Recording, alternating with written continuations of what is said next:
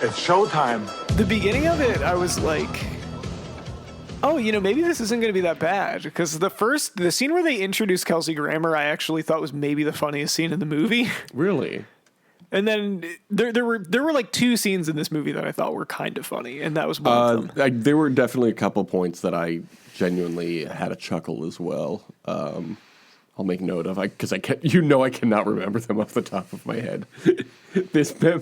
I'm glad I took notes because this movie did not live at all in my memory after watching it a few days ago. No, I watched it today. Like I watched part of it in my hotel room where I had nowhere else to go, and I was watching it on my phone, and I think I got like an hour into it, and I was like, I need a fucking break from this, and I went and watched Star Trek Next Generation was on. You love to watch cable television when you're in a hotel. It's one of the best things to do.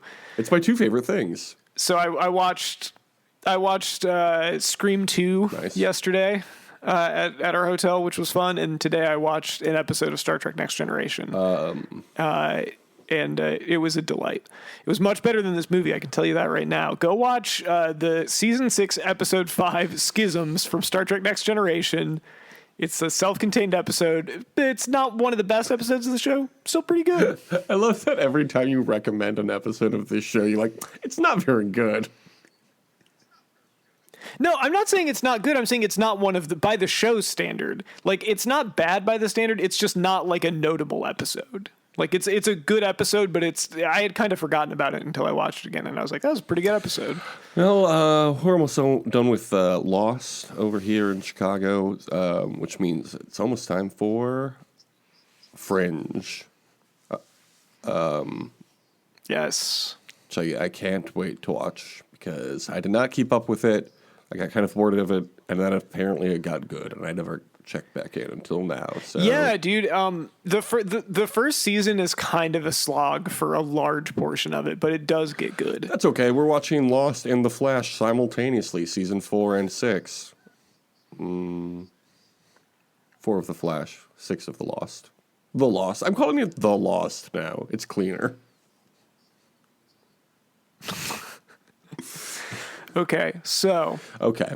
Do we want to go through? We want to let's really get into it. Hey, welcome to Did You Watch Survivor Last Night? This is the only fun Survivor podcast. My name is Jake Scheidel. Each week, I ask my best friend Thomas Powell if he did indeed watch a certain reality show. Hey, Thomas, how you doing this September something?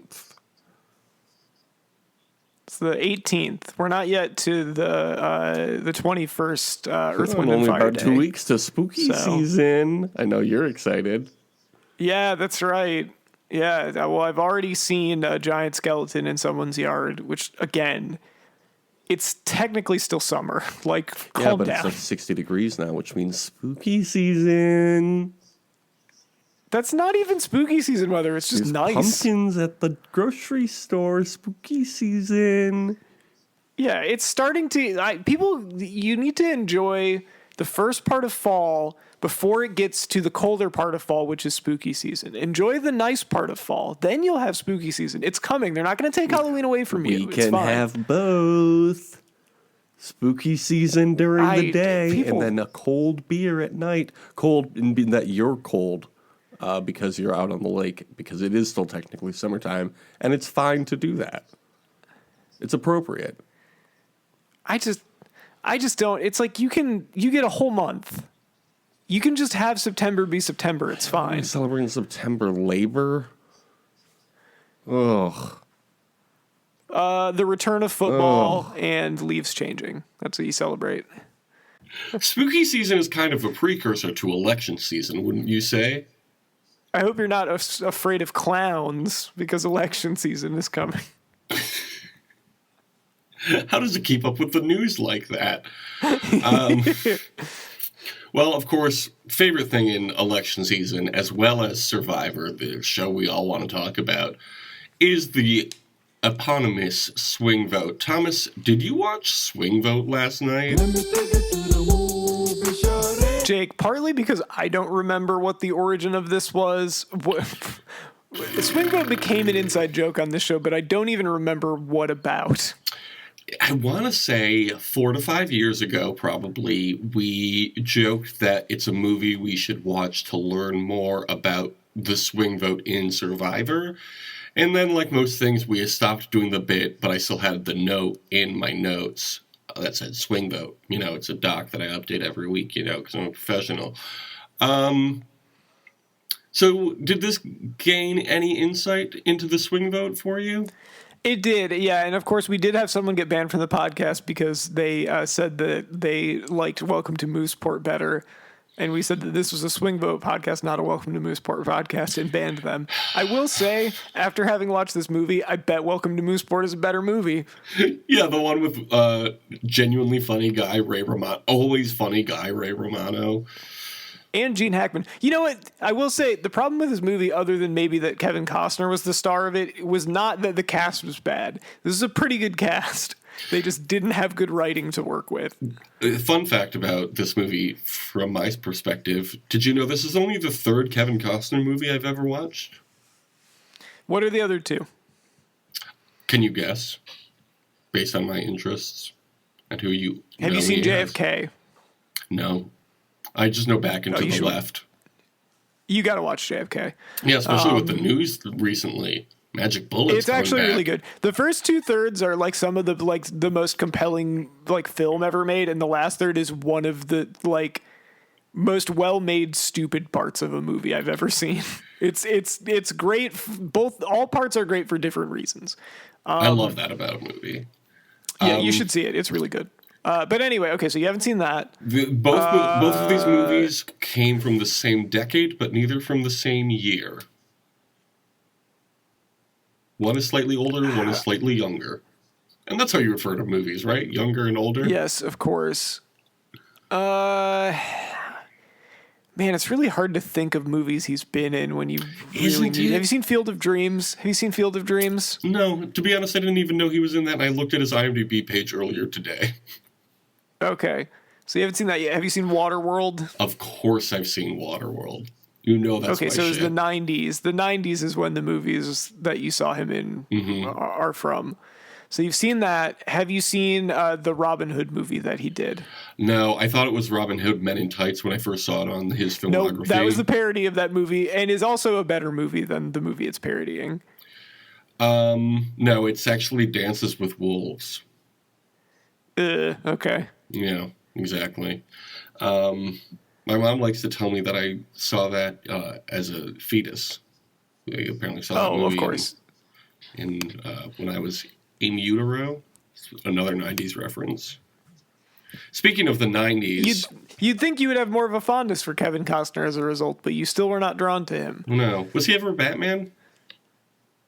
No, Kevin Costner was never Batman. That's my first mistake. The Bat franchise. This movie, Swing Vote, of course, was released on August 1st, 2008. Thomas, how old would he have been? August 1st, 2008.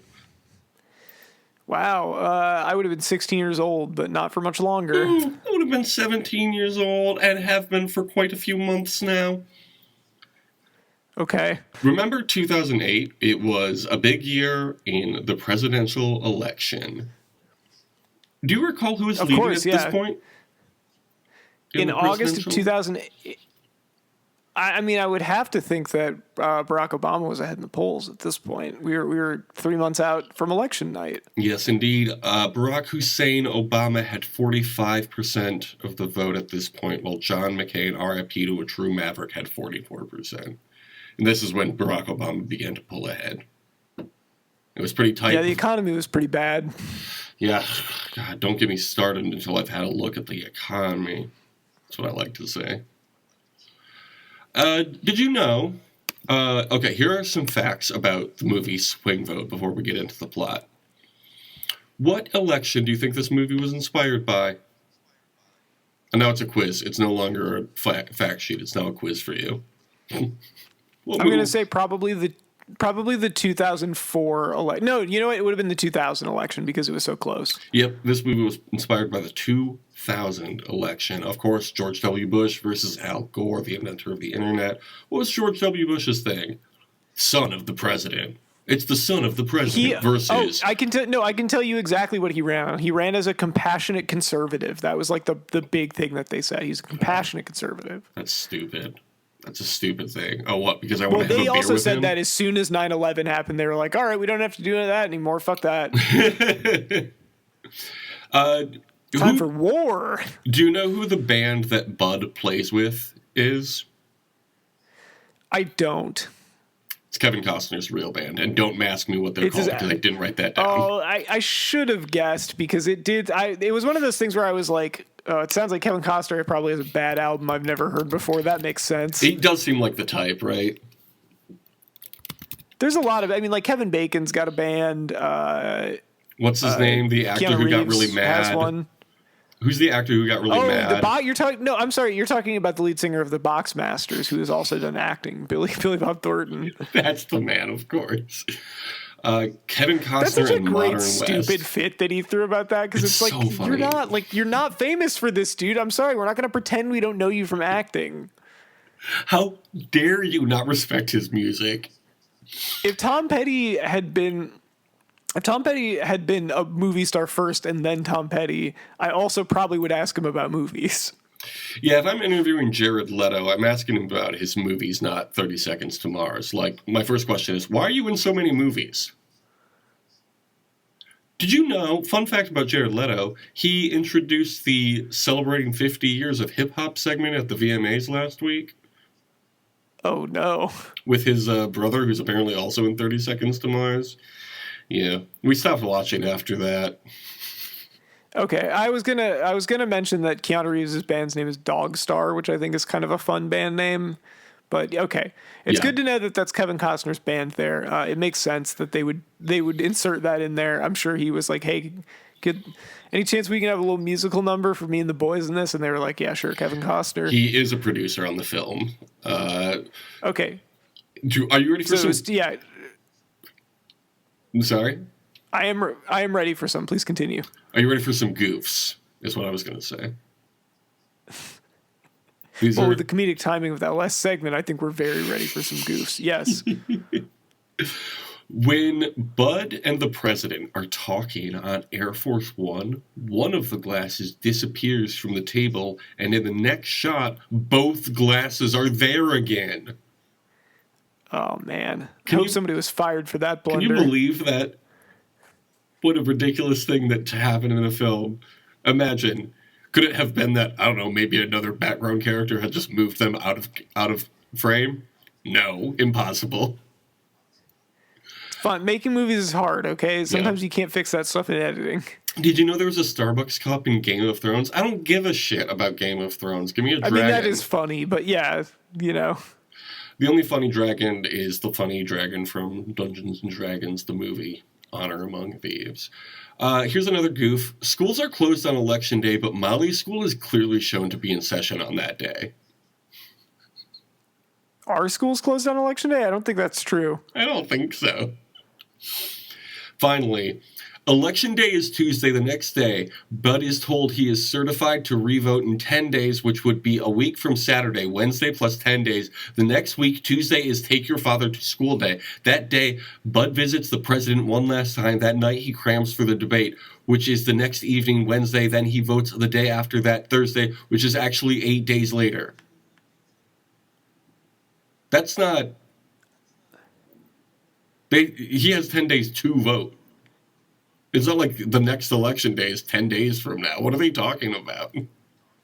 I like the idea of someone that this was the only problem they had with the movie. Everything else is great. There's just this. Those were just like the top three. There are even more minuscule things. It's like, how did you notice that? To do it for this movie too, it's like I really want to make sure I watch this. Like, go through this with a fine-tooth comb. It was Kevin Costner. Yeah, he was unsatisfied with the job his crew did. He submitted it through his burner account on IMDb. We open. Okay, do you want to talk about the plot of this movie? Yes, I'm dying to. We open on a small town known as Texaco, New Mexico. Stupid. It rhymes, and that's stupid. So yeah, funny joke, hilarious. It's a real town. Texaco, New Mexico is a real town. And it's not even spelled like Texaco, the brand of gasoline. It's spelled like Texaco, New Mexico, like Mexico. It's like Mexico with a T. They blew it with it would be fun if the whole town was sponsored by Texaco. I was surprised there weren't more sponsorships in this movie, and saying that, there's a lot of sponsored content in this movie. Yeah, there is definitely some, there's definitely a little bit of SpawnCon in this bad boy. We love SpawnCon.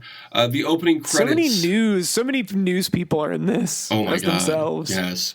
The opening credits were shocking to me with how many big names are in this movie. Kevin Costner, Kelsey Grammer, Dennis Hopper. Did not know Dennis Hopper was in this. Nathan Lane, didn't know he was in this. He's on the movie poster. How did you not know that? I don't know how to look at posters. Also, okay, in the poster I saw was only Kevin Costner looking over his shoulder. I had the same experience though. When I saw Stanley Tucci's name come up, I went ooh, and then when I saw Nathan Lane's name came up, I went ooh. I was like, oh, maybe this movie's actually good. Also, George Lopez and Willie Nelson have bit parts. Like, yeah, okay.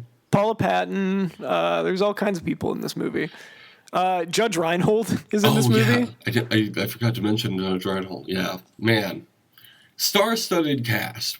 What happened? Yeah, the stars. There were no stars in the sky. They were all in Swing Vote. So a young girl wakes up Bud, who is Kevin Costner, and he has slept in his clothes. Bud, he's a drunk, but his young daughter, she's registered him to vote. She asks him... Jake, what do you think of his relationship with his daughter? I think it's, kind of, honestly, wholesome and heartwarming even, and I kind of love it. It's giving fatherly love, and I love that. What do you think of it? We're here for it. It's giving cinematography. That's apparently also something set with the VMAs. It's giving cinema. It's giving movie. Go off. But Go off, King Costner. I didn't like it. I didn't like it. Acknowledge Kevin Costner. I did not like it. I was trying to describe it. I watched part of this movie on the road back from a concert I went to, and was trying to describe it. And I was like, he has a relationship. Yeah, Kevin Costner. It was Kevin Costner's band I was seeing. But he has a relationship where his daughter is his mom, wife, and daughter. Yeah. And I don't like it. It's bad. And it weirds me out. Yeah. But, honestly, that is kind of what real America is like, if you even thought about it. Yeah, this is real America. This is real America where your daughter is also your mom and your wife. Because he's a drunk, and he needs that stability from his mom, wife, and daughter. But he only has one of them. So she has to be all of them. It's actually a statement on American culture and the patriarchy. King Costner, you dropped this. And then I hand him a crown. I hate you. So have we gotten to the point? I can't remember if the presidential candidates are introduced before or after this. So far, they have not been introduced. First, we learn that he calls himself a conscious objector when it comes to voting. It's a fine joke, I guess. And then she goes, "It's not war." Okay, that's funny. He can't afford insurance, and he believes that voting does nothing, so he doesn't vote. Personally, at this point, I'm on King Costner's side. Yeah, it's like, look, I get it. But also his daughter's an annoying nerd, so I get being shut up about that. Shut up, stupid, nerd. Precocious daughter. I know you love precocious children in movies. It's your favorite character type. It can be done well. Shane Black does it all the time, and I love his movies. It's just, this is not the way to do it. Yeah. It makes your movie a lot dumber when the smartest character in the movie where people are running for president and shit is a 10-year-old. And it's also the kind of 10-year-old that doesn't exist. There's a point in this movie where she gives that speech or whatever to the class, And the newscaster asks her what she wants to do, and she says that she wants to be either a veterinarian or chairman of the Fed. Yeah. There is not a single child that would ever tell you that. Yeah, that's why she was so shocked. And it's actually a statement on feminism and how women need to reach for their dreams in America, even how outlandish they may be. Even if your dad is a drunk, even if your husband, dad, is a drunk, you can still This be is like, chairman what of if the Lisa Fed. Simpson wasn't funny? Yeah, that's a good idea for a show, though. They should put that on Peacock. Yeah, do it on HBO. They can put it next to the Velma show. Yes. Oh, my God. Don't get me started on the Velma show. It's not good. I'll tell you this. It's not good. Let's talk about Swing Vote some more. Because we love Swing Vote so much. Speaking of not good. He works in an egg factory. His coworker is anti-immigrant. Then we learn that Kelsey Grammer is the Republican president. Did you like the Stanley Tucci bit where he was on the phone and he's calling in a bunch of young Republicans to support him at some event, and he specifically asked for tall, blonde men? Yeah, so that they could scare the Jewish voters. No, that part I didn't like that much. I did really like Kelsey Grammer being super preoccupied with the shade of whiteness of his teeth. He's got like a little scale for it, and he goes, Kennedy was a 9. He went on the moon. And then later when he's walking down the hall, he's like, and Georgie over here, he was off the scale. And they wanted to make him king. And I was like, all right, if this is what this character is, I can get behind this. And then he doesn't really act like that at all for the rest of the movie. Yeah, that was like day one of shooting, where they were like, yeah, do whatever with the character, and then they remembered to put a joke. They remembered to like put in something humorous at the beginning of the movie, and then they're like, "Well, don't need to do that anymore." President Grammer wants the credit for curing cancer. This was kind of a funny statement too about how it's all about the credit and not about, the results. What was this movie trying to say? You just plant the idea, and then when somebody else finishes it, you get to take credit. The thing with this movie is it's a movie that is like ostensibly cynical about politics because it's like, oh, people are just in it for careers. It's all really surface level observations where it's like, yes, there are a lot of careerist people in politics. Yes, money is a bad influence in politics. Yes, people should be more involved politically.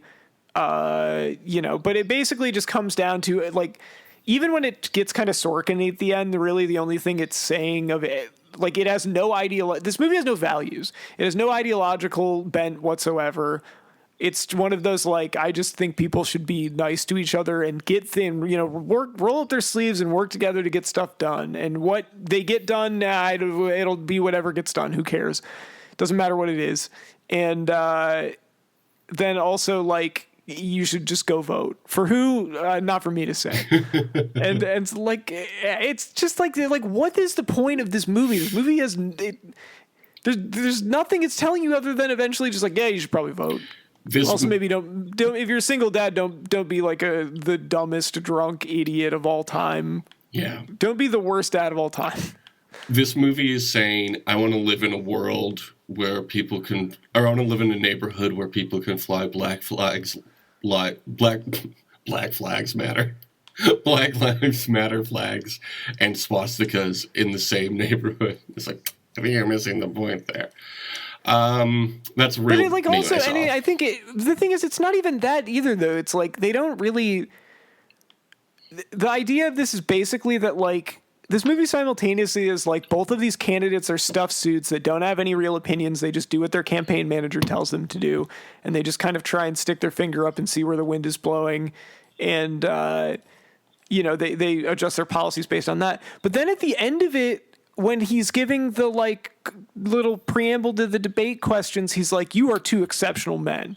Like, one of the least of us is about to ask questions of the best of us." It's like, this whole movie has told you that these men don't believe in anything and that they have no real opinions about anything. And then they're like, and they're the best that you could possibly ask for. And we would be so lucky to have either of them as president. Like, this movie doesn't believe anything. That's the statement. That's what it's saying. That's the whole point. It's all surface level, and it's actually very smart. The Stanley Tucci's and the Nathan Lanes out of there, then we would have a completely frictionless, conflict-free electoral system. How did you feel about Donald Greenleaf, and especially his name? Do you get it? I like his, yeah. Be Donald Booklib. He's running for president. Versus President. What's the president's name again? I always just called him President Grammar. President Fraser. Yeah, President Fraser. Yeah, basically. I don't know. President the Beast. Dude, I think that you would carry every single state in the Electoral College if you came out to toss salad and scrambled eggs every single campaign event. How do you think Ronald Reagan won? Cheers was huge in the 80s. Yes. You get out to the microphone right after a scrambled egg all over my face happens, and you're just like, all right, running for president. We already mentioned the girl reads the essay on voting. The boy, the girl, what's her name? Molly has a crush on a boy whose name is... Oh, Thomas, I was hoping you remembered. You just watched this movie. There's no reason for that character to have a name. He's in like 2 scenes, maybe 3. And the only reason he exists is so that at some point he can drive her somewhere. This is the other problem this movie has, by the way, is that the weird fucking maudlin tonal shifts that they do from it being just Joe...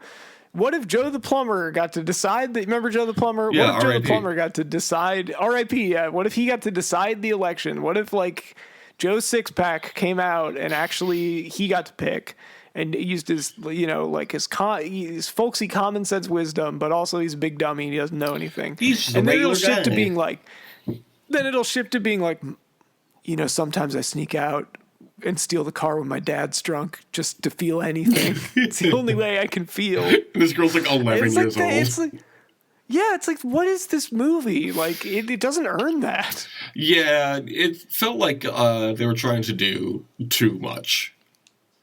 Be more specific with your critiques of America and voting. Yeah, it's like, what a wacky scenario, but also...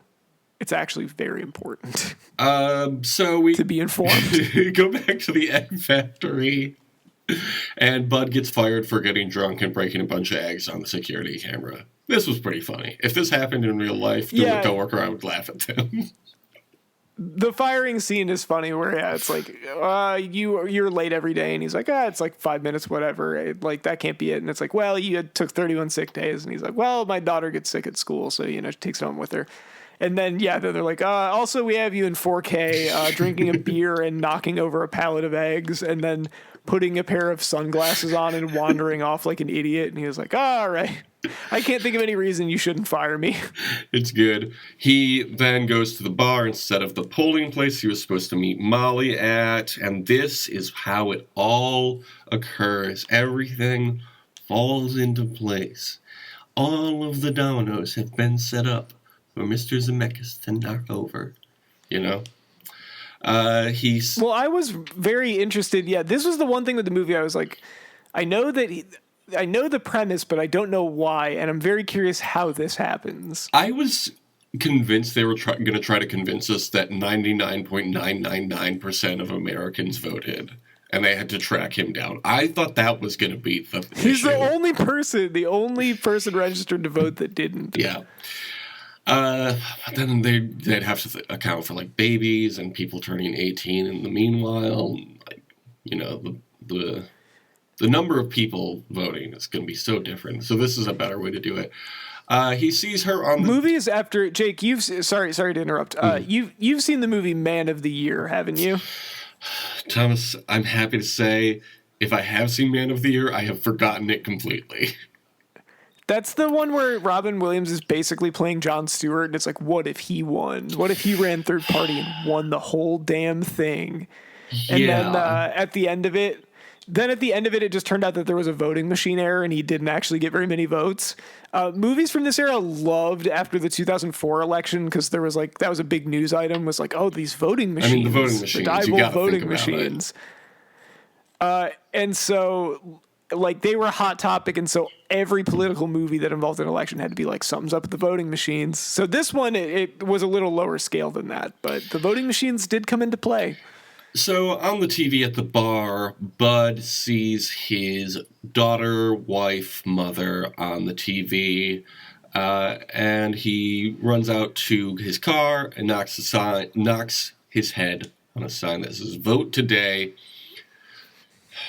Thomas, here's another goof. Hilarious. Here's another goof from the IMDb page.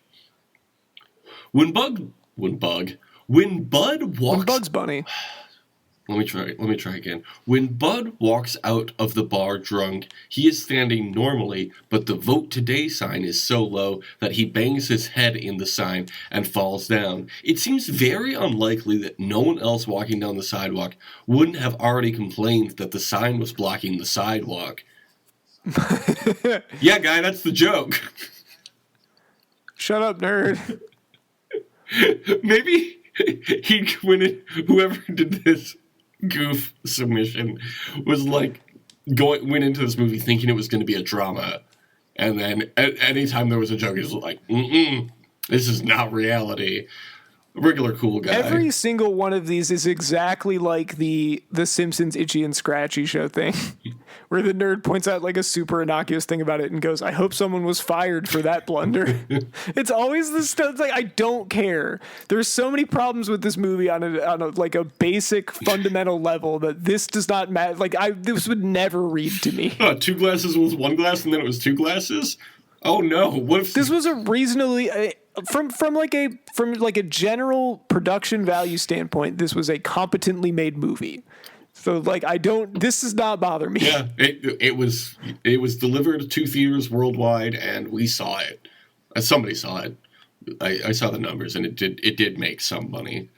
At the polling place, Molly steals his ballot from a napping vet. Stolen valor. Is that what that phrase means? That would be if she was like, also, I'm the veteran. Well, I'm actually the poll worker, and I fought in Vietnam. She did steal his hat and gun also. She did do that. Well, in case you have to shoot anybody. Here's the thing. Okay, so she shoots this old man with his own gun. If the job goes bad, you got to be ready. And then they never address it again the entire movie. Yeah, she does the Robert De Niro like coffee shop ending monologue from Heat, where it's like, "Yeah, we've been face to face, veteran, but I will not hesitate, not for a second, if you get in my way." So she votes for someone. Who does she vote for? We'll never know. But then the voting machine, I think it gets unplugged before she can even pick anyone. Well, yes, what were you saying? I think it gets unplugged before she can even pick anyone. Oh, do they make a point of that? I thought cameras weren't allowed in polling places. This movie makes a very good point of never showing anyone actually vote for anyone. Yeah. It's cool and very satisfying. Because the people that made this movie are cowards. Well, it's actually a statement that they're making about how it doesn't matter one way or the other. Who knew that the thesis of the movie was actually in the beginning the entire time?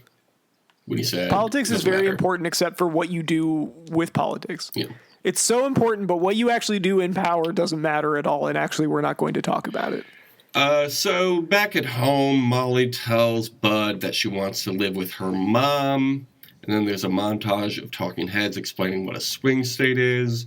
Then people arrive at their home and they assume it's Child Protective Services, but actually it's the voting authorities letting him know his vote didn't count. Yeah, one of those guys played Duck on Mad Men, and I was like, "Hey, that's exciting." Have you seen Mad Men, Jake? No, I tried. It's like Game of Thrones. I tried. You should watch it. It's good. No, dog, it's good. You should give it another try. Bro, have you seen The Challenge? Yes, I have seen The Challenge. You like it? I've seen several seasons of it. There's a new season coming out soon. There's a season on right now. What am I talking about? All right. It's a lot of people driving out. Just watch it again. Thank me later. Watch the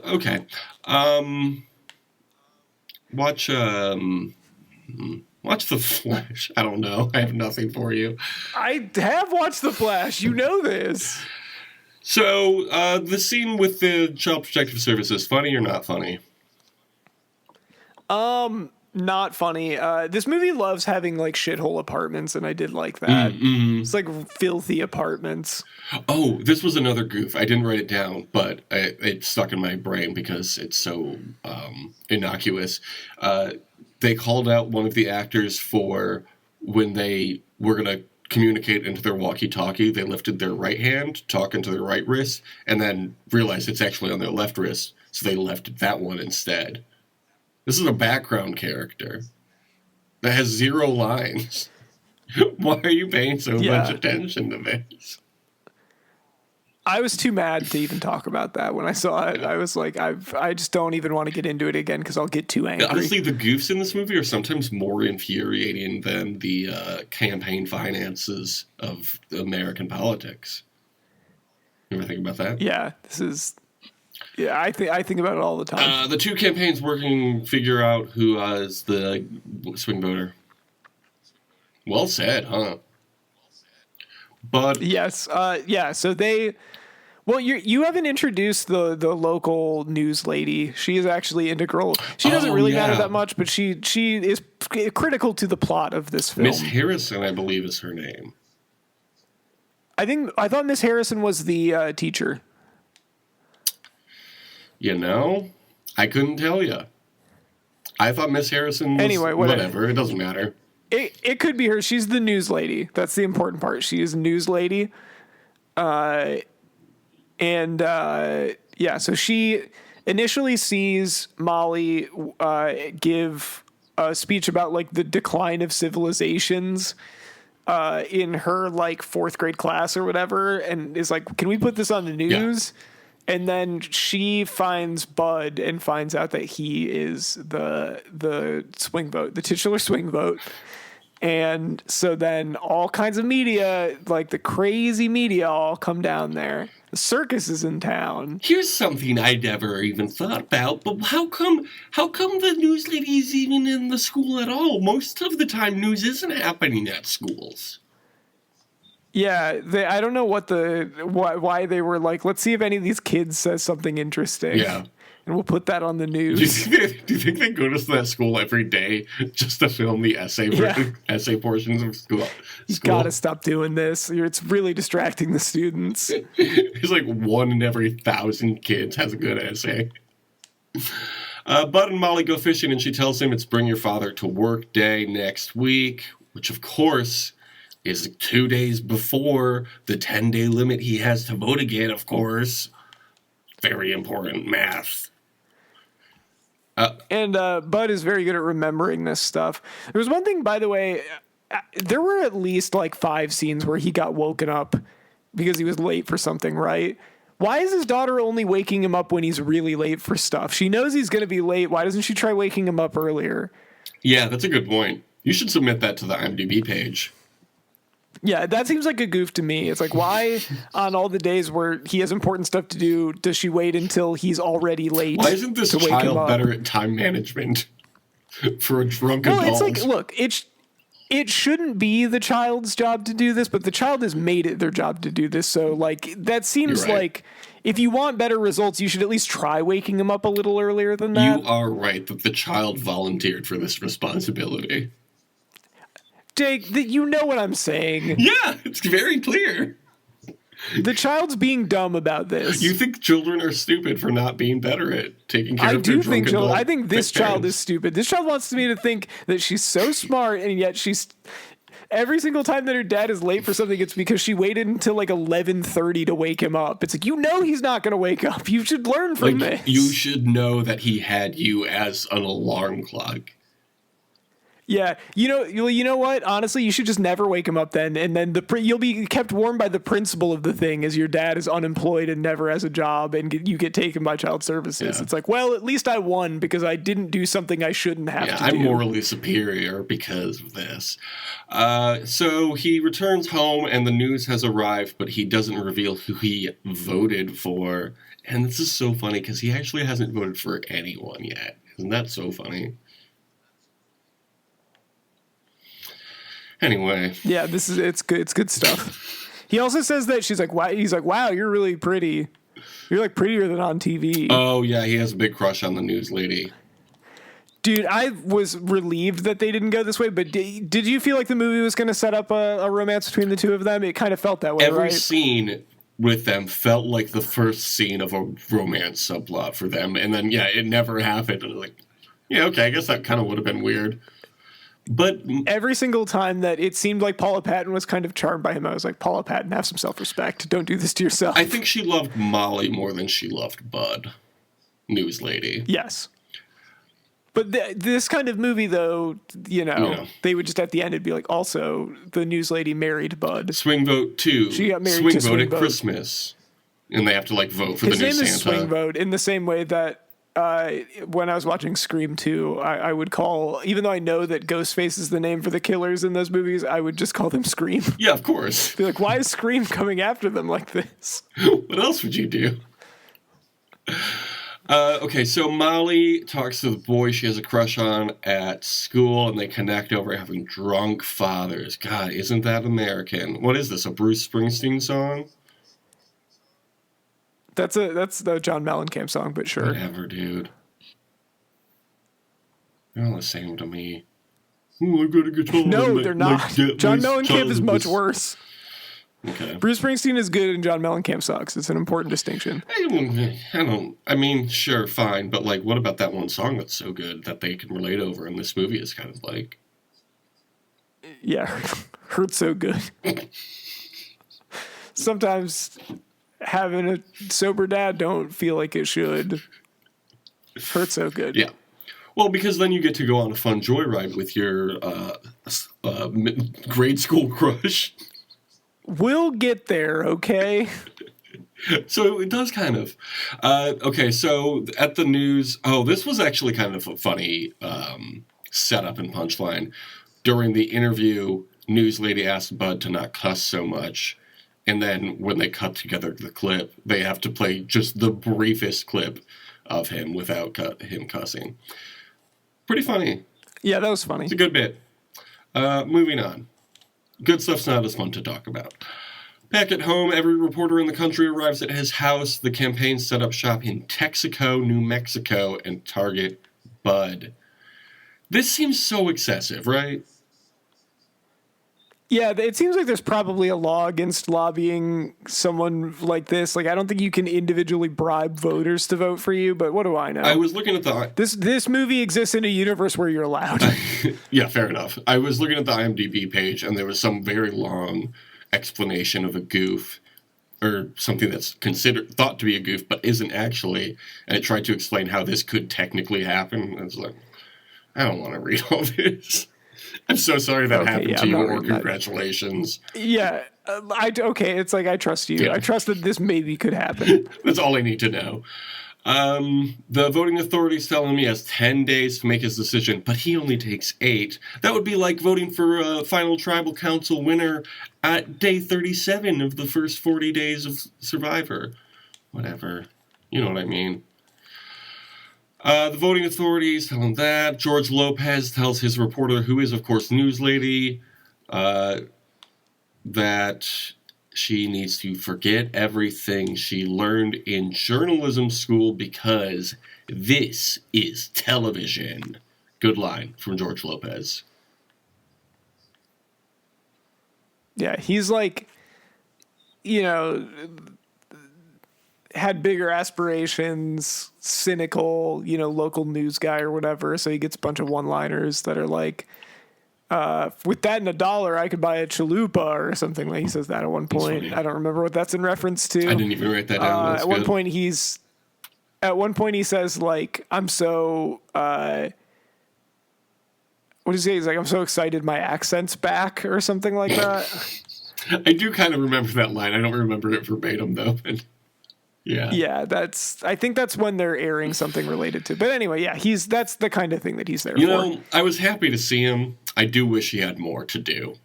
He only was in like 3 or 4 scenes. He's fine in the movie. He's not in it very much. He didn't get to flex his comedy muscles. Remember the George Lopez show? There is not. Yes, of course. It's funny that there's not like There's both too much and not enough in this movie. Yes. There's not 2 hours worth of movie in this movie, but there's some extraneous stuff. Yeah, they could have made this 2 movies, or they could have not made this movie at all. What did you think of when Richard Petty showed up and let him drive his car? That was a fun cameo. We didn't get as much Willie Nelson as I hoped. That was the other big cameo. Agreed. For being in the opening credits, I was expecting a whole subplot where he goes on tour with Willie Nelson or something. I guess that would have been kind of weird. Yeah, I don't think he even meets Willie in person. Yeah, he's just on the TV. Like, why wasn't James Carville in the opening credits then? Because isn't he supposed to play with Willie Nelson? But he just goes up and plays with his band. Whatever, we'll get to that scene. First, he goes to Air Force One and has a meeting with President Frazier. Stanley Tucci, meanwhile, babysits Molly. Another goof, Air Force One isn't supposed to taxi. Like, this is a movie, bro. It's made up. Yeah, this is all made up. This is in an unprecedented situation, so maybe they'll taxi it this time. The president makes a strained analogy about football and then gives Bud the nuclear football. And Bud goes, "There's a football in there?" That was a pretty funny line from Kevin Costner. Yeah, I thought the analogy I kind of liked as like this is a way I'm gonna get this dumb guy on board for me to still be president. Kind of, and I was like, who, and he was into it. Who is good at that on Survivor? About like making good grand analogies, and then manipulating people over to their side. Write in with your suggestions. On the drive back, Willie Nelson's on TV and invites him to a party at Donald Greenleaf's. Yeah, no, you don't get to see Willie Nelson at his own party. Instead, he does a song with his band and has a meeting with Donald Greenleaf. Yeah, disappointing. No? Very disappointing. Also, Molly owns Nathan Lane. Oh, does she? What does she say? Well, Nathan Lane says something to her. It's like, I've heard you're very bright. It's like, you might have a career in politics one day. And then she's like, yeah, one day you might too. Oh, yeah. To him. Good burn. And it's like, oh.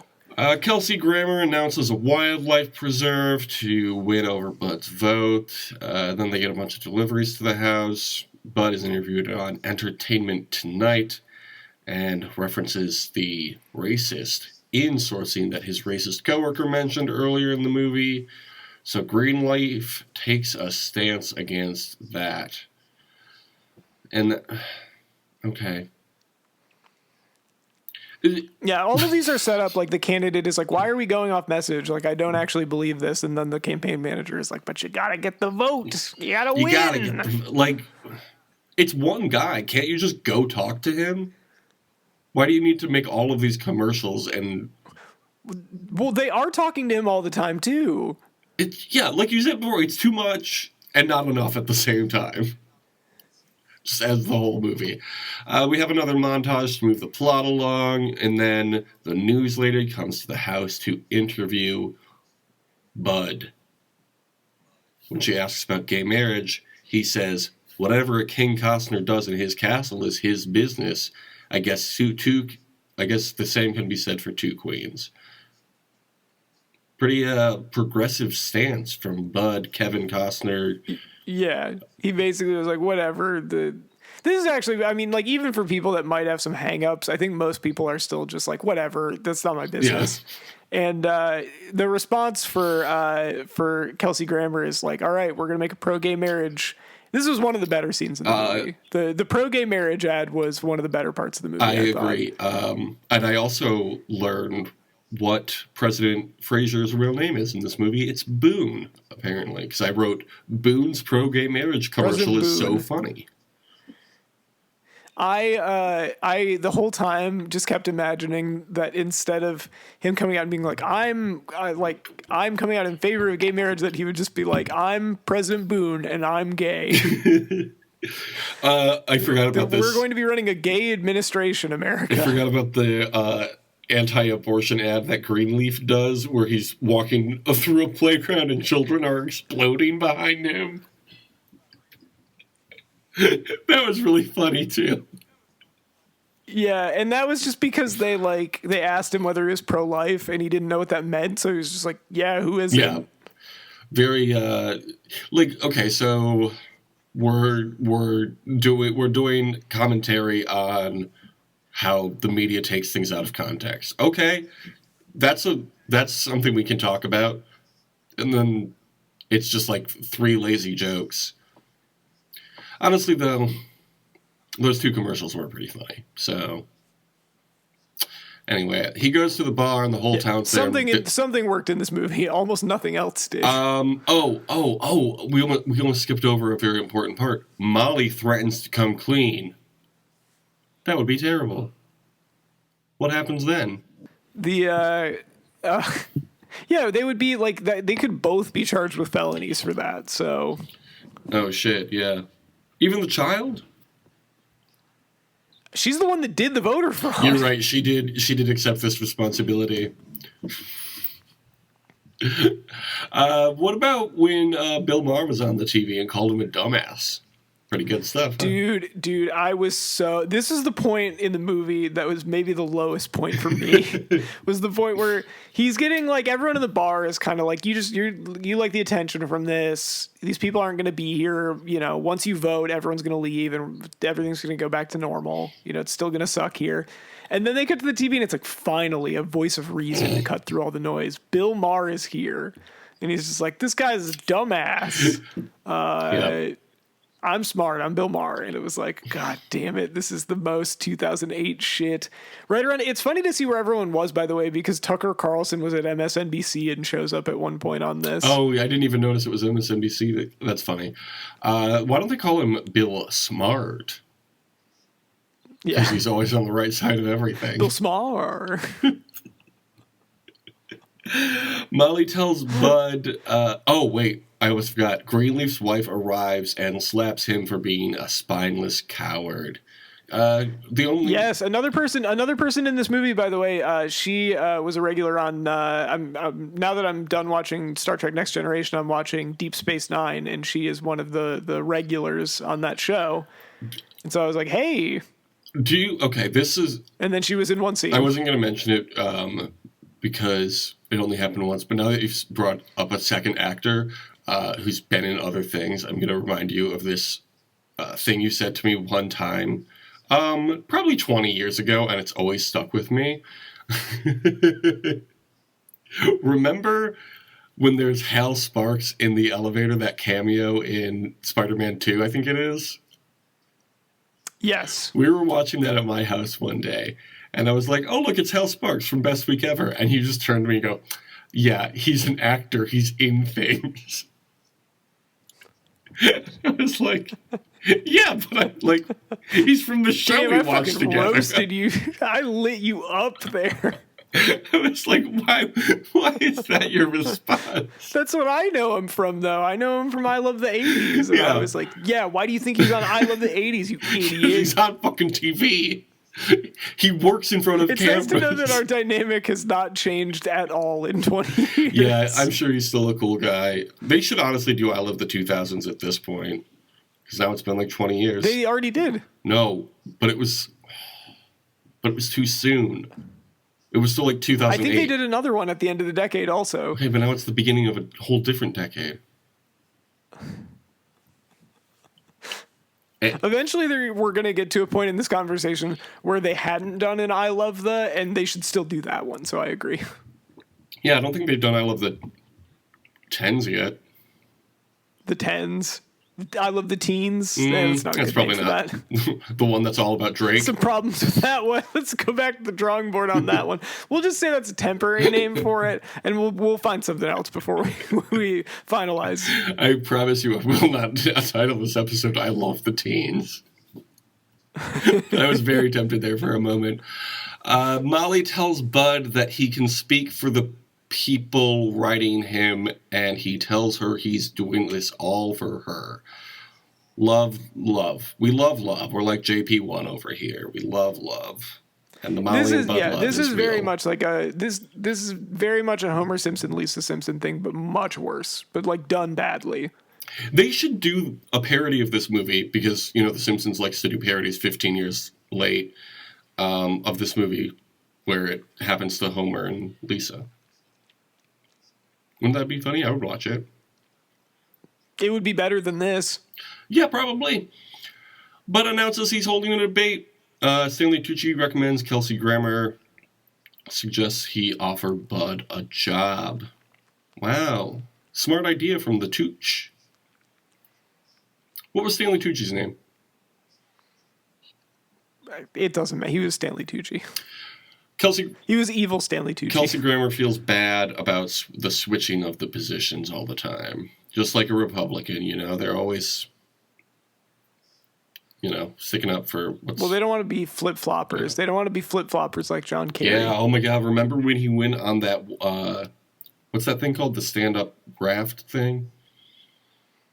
Flip-flop, flip-flop. That was John Kerry, 2004. I remember. Molly cries in class when Bud can't make it to take your father to school day, and he wants to make this country a better place. That's yet another scene where she wakes him up late, and then he forgets, and then the Secret Service drives her away before he can go with her, and then he just goes and hangs out with the president instead. Honestly, same. If my dumbass daughter, wife, mom was like, come to school with me, I'm like, fuck that, I want to go play with the president. Look. I have to record a podcast about popes with the president. Yeah, we got to talk popes. Daughter can wait. President Fraser says all this hoopla will die down. I took note of that line because I thought, oh, is that why this film is on this streaming service? Because this streaming service is called Hoopla. So then I came to the conclusion that... The only qualification is that you use the word hoopla in whatever is on there. Any movie that uses the word hoopla at any point throughout the movie is on Hoopla. The SpongeBob Krusty Krab training video on Hoopla. President Boone offers him a job, and then almost immediately rescinds it. Why? Because he's a fucking Republican, and that's what they do. Doesn't Kevin Costner say he doesn't want it, and he's like relieved? He's like, yeah, you probably don't. That sounds right. Molly goes to see the news lady and almost tells her, but then she notices a camera and runs away. I was very pro Molly in this moment. I was like, good for you, sticking up for yourself. Yeah, it was messed up to record her surreptitiously like that. This is also a point of redemption for News Lady, where this is where News Lady realizes that there's something more important than your career. I'm looking up if New Mexico is a one-party or two-party consent state. The consent of one party is required to legally record electronic communications in New Mexico. Huh. Well, okay, so that's not a goof. They can actually do that. I'll write that on IMDb. So, while editing the story together, the news lady pieces together what is actually happening here. Bud finds all the mail after Molly goes missing and says she's smarter. Don't remember what that's in reference to. You watched this movie recently. What is that in reference to? I think it's just that like she answered the mail because will give better answers to people than him. Sure. But of course Bud knows where she's going. She and guess what? I wrote his name down this time. Do you remember? No, I don't. Starts with a J. Was it like Jason? It's Jed. Jed, okay. They drive to Albuquerque. She goes to her mom's, but is not able to take care of her. And then Bud comes in and she calls him Dad for the first time the entire movie. How sweet is that? Yeah, this was again like a scene from a different movie where her mom is like a wreck. Well, and is in another trashed apartment. They've been hinting at it all along. Yeah, like obviously she's just like not capable of being a mother, but Molly is like, well, she's going to be a singer, so when she gets famous, I'm going to go down there. Yeah, this was In a different movie, this might have been an effective scene. It was weird in this one because the movie did not earn it. They return home, and the news lady is there and apologizes to Molly, and then they all prepare for the debate together. This really felt like it was going to turn into King and Queen Costner, you know what I mean? Like, oh, put the baby to sleep, and then we kiss. We have a wine and we kiss. I absolutely thought it was working towards that, and also all I could think with this scene, because it's like the big like, oh, we have a whiteboard, we're going through all the issues kind of thing. You know, he's cramming on the issues and he's going to have thoughtful questions. I hope that the payoff to this would be that he just did.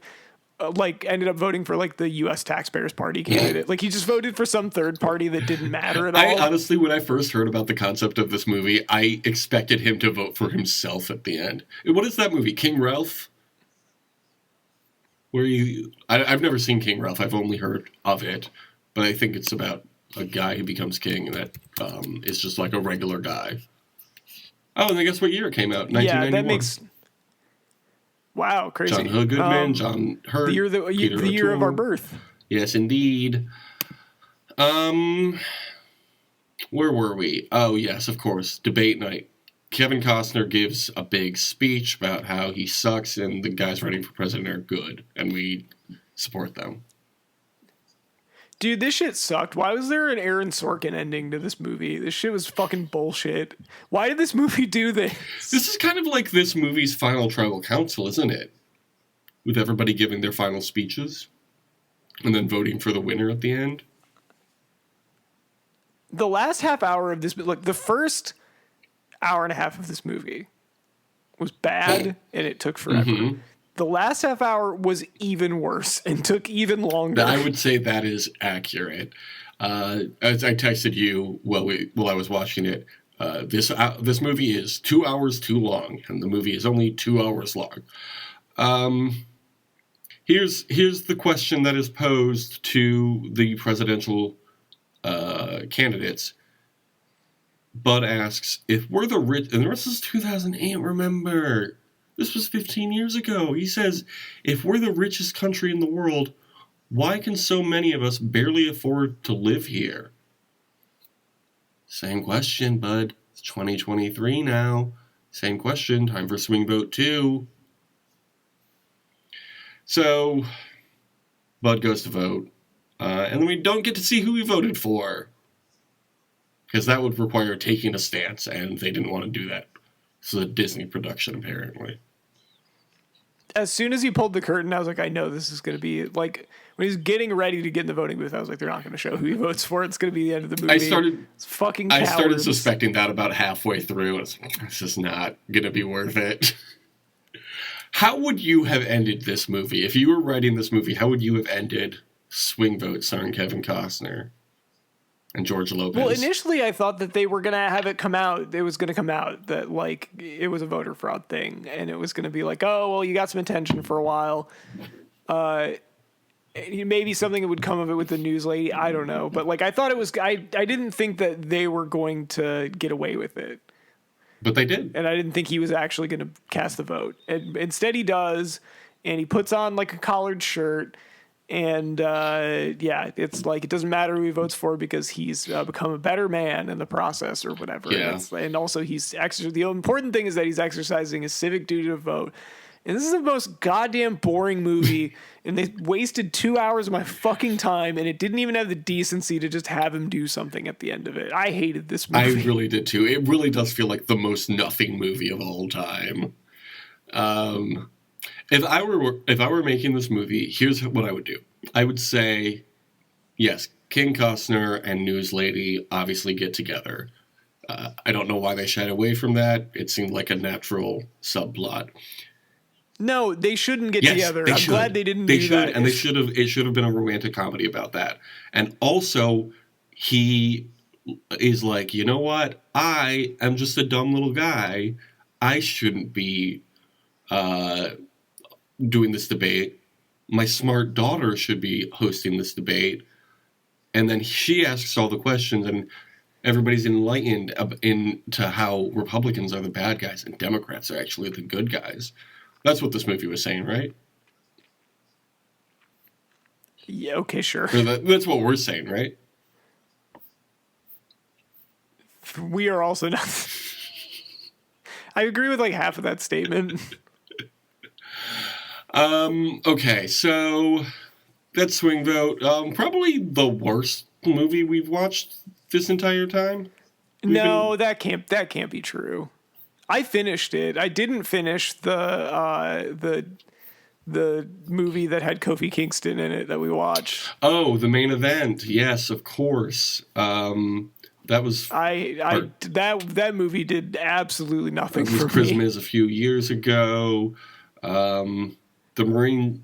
I think we've had a couple worse Christmas movies. I think all the Marine movies were worse than this, but they were at least shorter. The Marine 5 was definitely shorter, but also quite bad. Of course, that episode was never released. It's a secret episode. Close Quarters was bad. The Condemned kind of sucked, but it was better than this. The Condemned was really bad, too. Damn, we are striking out on movies. It was better than this.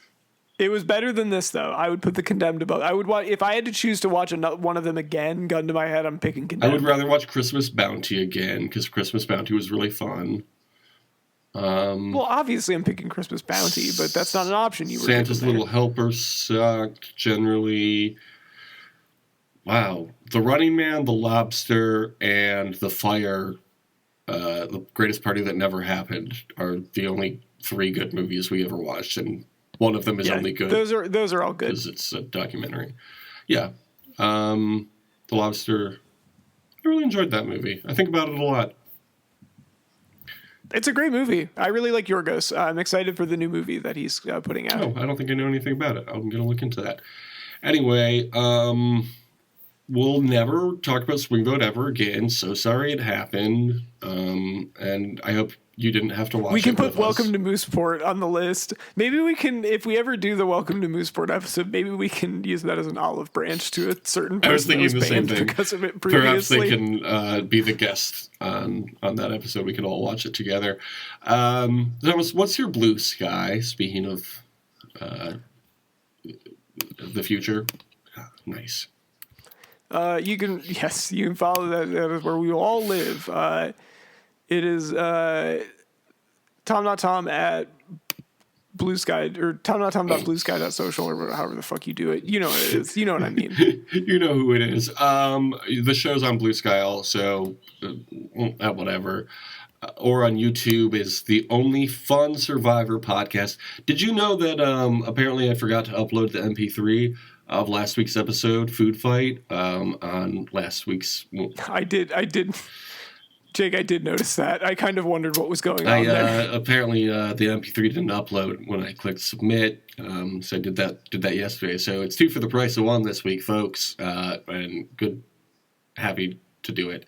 But it's been on YouTube the whole time, so if you were following on YouTube, you would know that already. What can people comment on the YouTube channel? Very funny smiley face. Yes. Or even, so glad to get the episode here on youtube.com. Don't write that.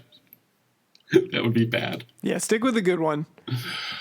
We have a few shows on Patreon, patreon.com/justpodcast. What were we talking about earlier? We were talking about Pope and Change. We just plugged that one in one of the last episodes. Oh, yeah. So I'm going to plug Did You Sleep Last Night? Oh, yeah, and I did. You know I did. Good. It was good. That's all I have to say about it. Sleep is good, and I can't wait to do it again tonight. Did we thank the fans yet? We did not. Thank you, listeners. Thank you for listening. If those listeners wanted to leave a review on Apple Podcasts, what would they write? This is my favorite podcast. I like it better than all the other podcasts. I give it a big thumbs up. And how many stars on either Spotify or Apple Podcasts, or even both if they're feeling especially generous? 5 stars, please. I think that everyone should vote for us. Just like Bud, but give us 5 stars. Exactly. Hey, it's just because it's election season doesn't mean it's not still summer. So I gotta say this. Have a great summer. Deuces. Somewhere there's a party. Here it's never ending. Can't remember when it started. Pass around the lampshade.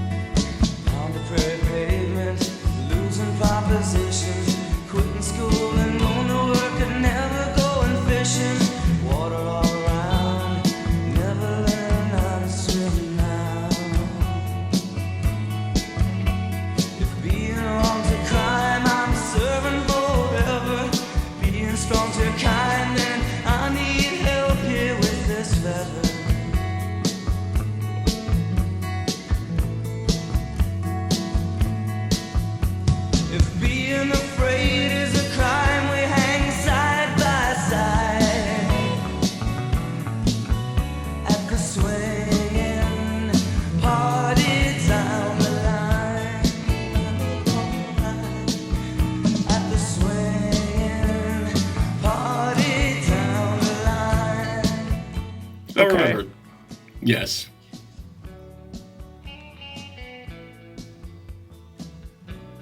What do you mean? I said okay. Oh. Why did you just say yes back? Sorry, I thought I had cut you off like you were going to say something else. No, I just said okay. Okay. Okay. Bring your own lampshades. Somewhere there's a party. Here it's never ending. Can't remember when it started. Passing on the lampshades. There'll be plenty of room in jail.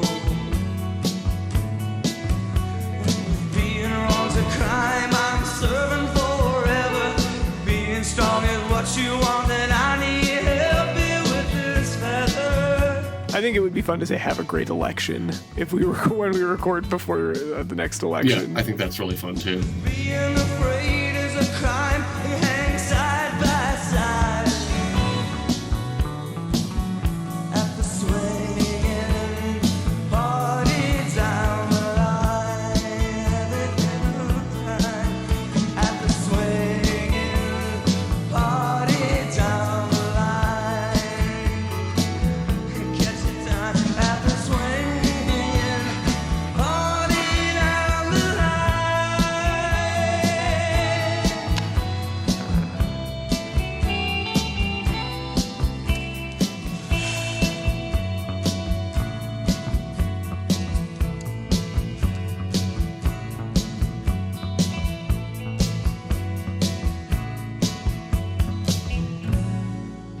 Smarten up, Probst.